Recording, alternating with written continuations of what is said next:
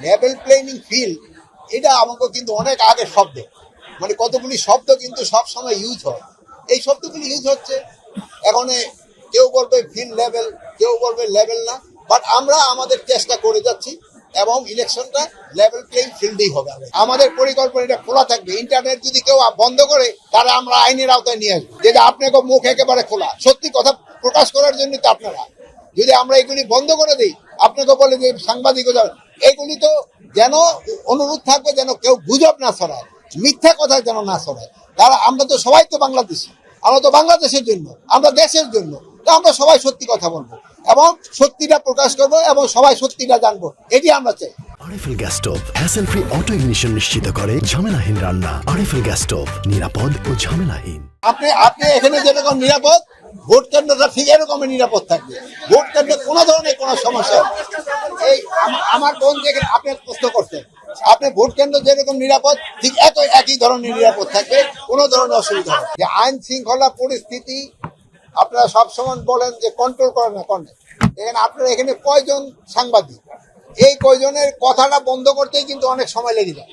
তো দেশের পুরো আইন শৃঙ্খলা 18 কোটি লোকের আইন শৃঙ্খলা রক্ষা করে কিন্তু একটা ডিফিকাল্ট কাজ। আপনার কথা বন্ধ করতে সময় লেগে যায়। এখানে আমি তাদের সাথে মত বিনিময় সভায় আমি যেটা দেখলাম, তাদের প্রিপারেশন বেশ ভালো এবং তাদের যে প্রিপারেশন, এই প্রিপারেশন মতো কাজ আগে গেলে আমাদের নির্বাচনটা হবে খুবই সুষ্ঠু, উৎসব মুখর এবং একেবারে ফেয়ার। এখানে কোনো ধরনের কোনো অসুবিধা হবে না। এখন এই ব্যাপারে সবার সাথে সবার একটা সহযোগিতা রয়ে গেছে। আমরা তো বলছি যে একজন প্রতিনিধি আসবে, কারণ আপনারা 2 জন প্রতিনিধি চলে আসছে। একজনে বলছেন ভাই আপনি চলে যাবেন, আর আপনি বলছেন না আমিও চ্যানেল প্রতিনিধির পরিচিত, আপনারা হলে 2 জনেই মারামারি শুরু করে দিচ্ছে। এই ধরনের সমস্যাটা হচ্ছে, নিজেদের ভিতরে সমস্যা হচ্ছে, প্লাস পার্টির ভিতরে সমস্যা হচ্ছে।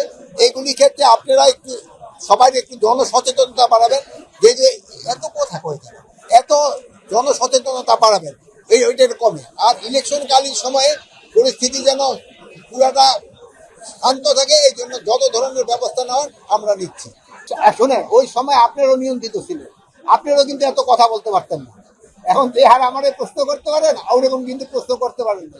অন্য স্বরাষ্ট্রমন্ত্রীকে আপনি এতভাবে গিয়ে জোরে কথা বলতে পারেন না এই সময়। এখন এই সরকার তো আপনাদের বলছে যে আপনারা স্বাধীন, আপনারা করতে পারেন। ফেসবুকের ভিতরে যেগুলি মিথ্যা সংবাদ, এগুলি কিন্তু আপনারাই বন্ধ করে দিতে পারেন, আমরাও চেষ্টা করি বন্ধ করে দেওয়ার জন্য।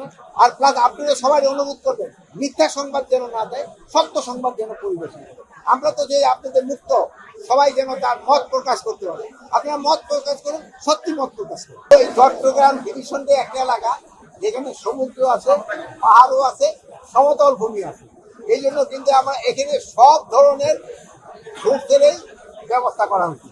এখানে নেভির সংখ্যাও বাড়াই দেওয়া হয়েছে যেহেতু সমুদ্র আছে, কোস্ট গার্ডের সংখ্যাও বাড়াই দেওয়া হয়েছে যেহেতু সমুদ্র আছে, ট্রেনে রয়ে গেছে, সেনাবাহিনীর সংখ্যা অনেক বাড়ানো হয়েছে, পাহাড়ি এলাকায় সেনাবাহিনীর সংখ্যা বাড়ানো হয়েছে। এয়ারফোর্সের এখানে কিন্তু আমরা স্ট্যান্ড বাই হেলিকপ্টারও রাখতেছি, যেহেতু তাদের এই জিনিসপত্রগুলি পৌঁছে দেওয়ার জন্য প্রতিটা কেন্দ্রে দুর্গম এলাকাগুলিতে এইটার ব্যবস্থা আছে। যে জায়গার পরিস্থিতি ওইভাবে ব্যবস্থা করা।